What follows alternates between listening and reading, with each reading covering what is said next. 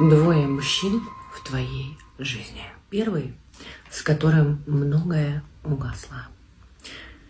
Между вами нет расстояния, но есть огромная пропасть. Но кажется, что этот обрыв между вами уже не преодолеть.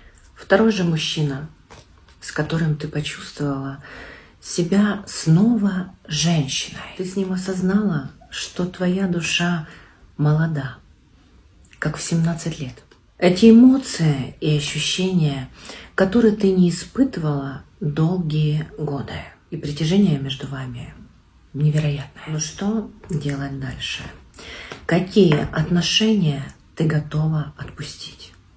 И где поставить точку? Эта неопределенность мучает тебя. Шаг вперед и 2 назад. Как быть в данной ситуации? Что делать, чтобы получить ответы на эти вопросы?